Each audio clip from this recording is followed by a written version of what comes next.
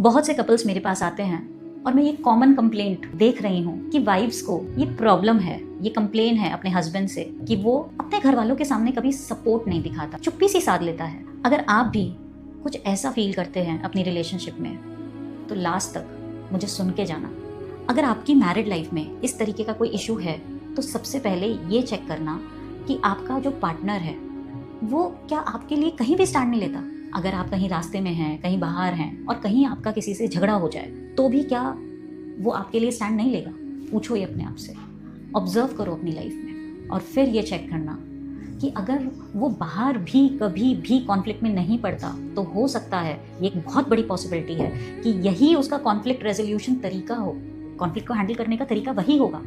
लेकिन अगर वो बाहर आपके लिए स्टैंड लेता है लेकिन अपने घर में आपके लिए कभी खड़ा नहीं होता, तो मान लीजिए कि वो अपनी ही फैमिली में अपने पेरेंट्स, अपने सिबलिंग्स और फैमिली मेंबर्स के सामने उतना ही वल्नरेबल है।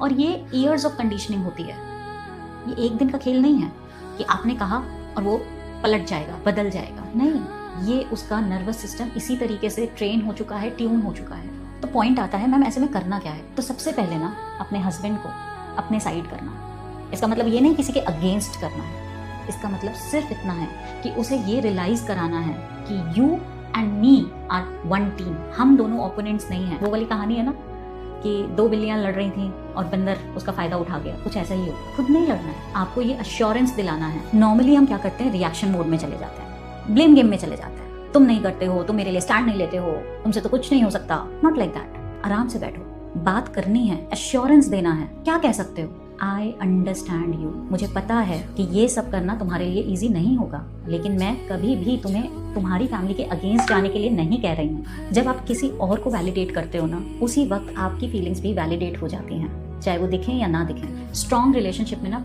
जरूरी नहीं है प्यार ज्यादा हो, लेकिन इमोशनल सेफ्टी होगी ना तो आपकी रिलेशनशिप एक्चुअली में आपको भी समझ में आएगी और जो और लोग हैं उनको भी समझ में आएगी।